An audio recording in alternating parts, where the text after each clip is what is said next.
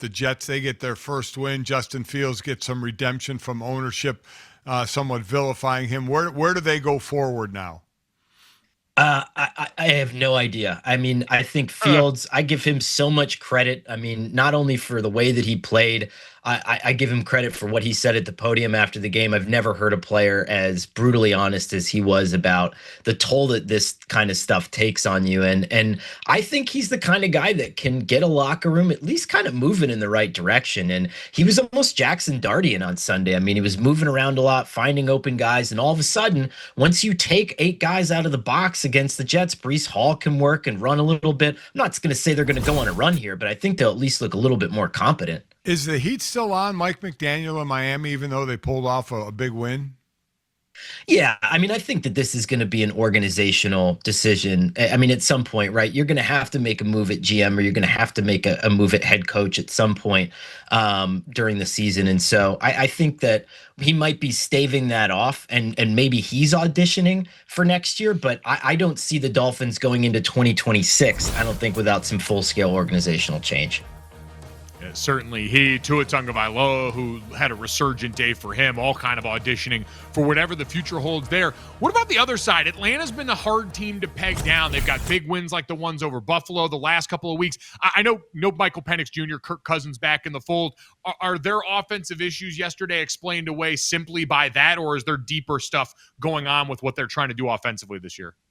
I mean, I don't know, because Zach Robinson, I was shocked. I mean, that was a broken offense when they had Kirk Cousins, and Kirk wasn't healthy. But when I was checking in on them in the offseason, they were being wholly unreasonable with other teams that even wanted to consider a Kirk Cousins trade, which signified to me that they thought he could still play and that they wanted to hold on to him for just a moment like this. And then to not change the offense at all when it was broken and not working for him last year, that was the thing that surprised me. And I don't know if it's a lack of an adjustment, if Kirk really hasn't recovered from that Achilles after more than a year, or what. I mean, they're the hardest team right now to figure out in the NFL.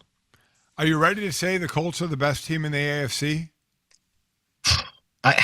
I hate to keep being this guy, right? Where it's like, okay, now the important part of their schedule comes. Now the meat of their schedule comes, because they're demolishing all the bad teams. It's not like it's not their fault that they're getting these teams, or they got the Titans twice already. They got the Dolphins already. I think that's just by virtue of how it's happened, but I'm dying to see them over the next few weeks. I mean, I can't wait to see. This is going to be like premium game after premium game for the Colts, and we'll see how they fare. But against all great competition this year, they've either been in games or they've been dominant.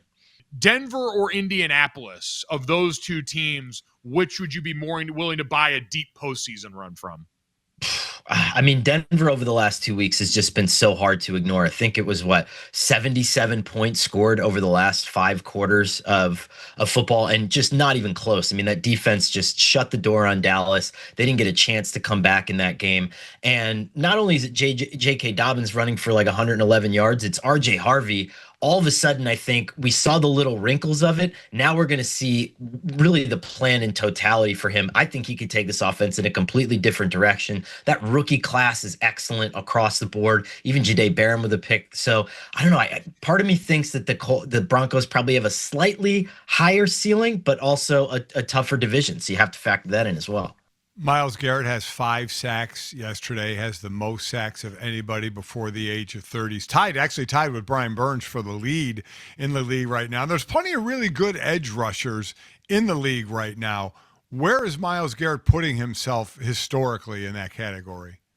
I mean, he's on a trajectory that could place him among the Mount Rushmore of pass rushers, right? And I think that's why, as we approach the trade deadline, clearly whatever the Browns had said to him, and I remember during the preseason it was, well, they let me in on the plan at quarterback, and I love it. I can't imagine this is what they told him, and that he's still okay with it, right? And so, unless he's a real, sadist, and so I think it's one of those things where I wouldn't be surprised to see him kind of re-upping that trade request, regenerating that trade request, because I think he's got this amazing second act in his career, but it simply can't happen in Cleveland. They're just not able to facilitate something like that.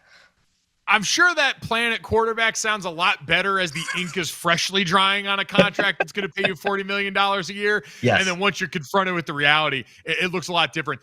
Speaking of the reality, Monday Night Football tonight. Are the Chiefs the best team in football again already? I think so. I mean, just looking at how scary good they were, those first four possessions with Rashee Rice, they looked unstoppable. And for a defense, I don't care that it was the Raiders. I don't care that Chip Kelly, Geno Smith, that they're going through something. To hold a team to 30 total plays in the NFL right now, based on just all the brain power that's in Las Vegas, they're a professional football team. That's mind-blowing to me. And I think that they have a new attitude, a new lease after that Lions game. I mean, the sky's the limit for this. It's scary how good they can be.